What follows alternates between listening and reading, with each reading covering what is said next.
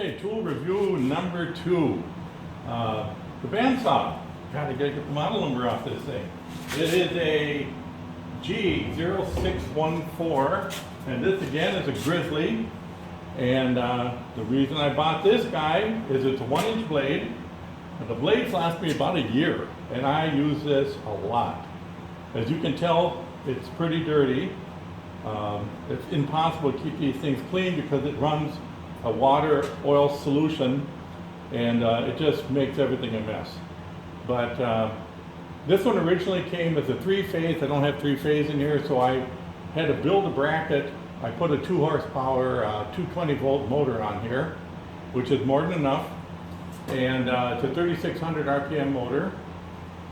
And yeah, it works really good, but just like I mentioned on my lathe, whenever you buy something like this, and like I said, this is Grizzly International.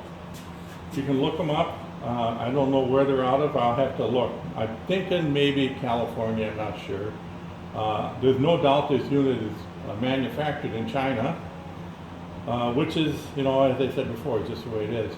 What I like about this one is it's a turret saw, so the blade actually is what moves. So your workpiece doesn't swing all over the place as you're trying to adjust the angle. And I cut a lot of angles. Everything I'm doing is, you know, 22.5, 30 degrees, 45. And, you know, that makes it pretty nice.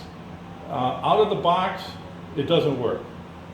And I'll tell you why. They have this oil piston here, which you're supposed to adjust for your rate. Well, that's just fine if you cut one piece of metal and they're always the same size. But like angle iron, you know, you go from 1/8 inch to 1.5 inches. The feed speed is going to be different, and you're going to end up breaking blades like crazy.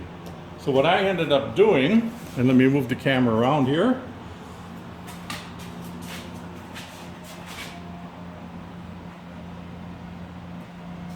We'll get her on the right spot.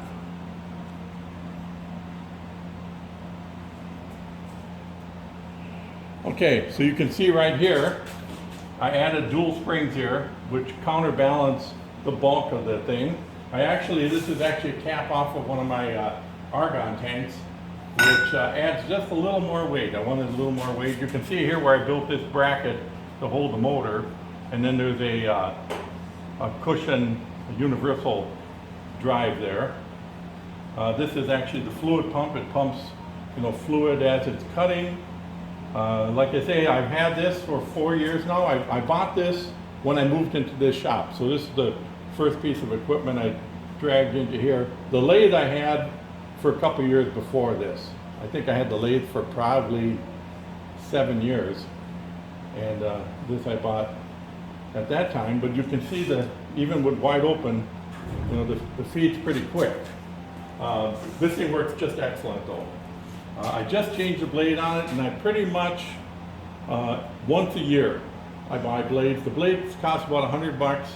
I had a 1/2 inch saw, which actually I would go through at times 3 blades a day.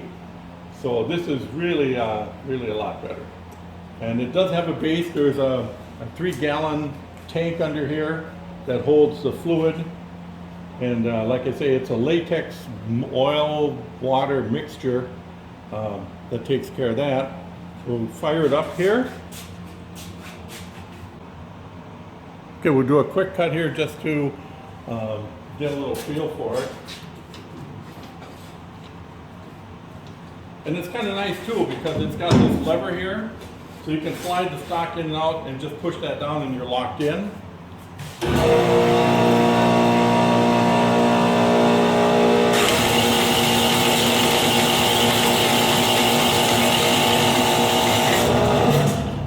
So as you can see, she zings through the metal pretty good. That's a cold rolled 1/4 inch steel, 1.5 inches wide.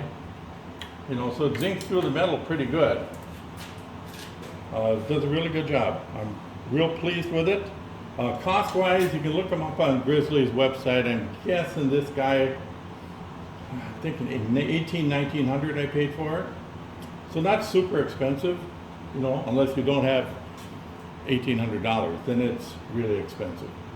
But I guess the only thing I don't like about it is the fact that I had to force it to work to start with. I did have to rewire inside of here because it was 3-phase, and luckily I know enough about it to be able to do that, because that's what I did in the Army, was electric motors. So I got it all wired up, and it worked right off the bat, very good.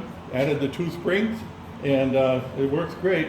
The only other downside I would say about the whole thing is it's really hard to keep it clean. You know, I tried to once in a while go in here and scrape all this stuff out. I just cleaned it actually, and you can see there's metal all over the place.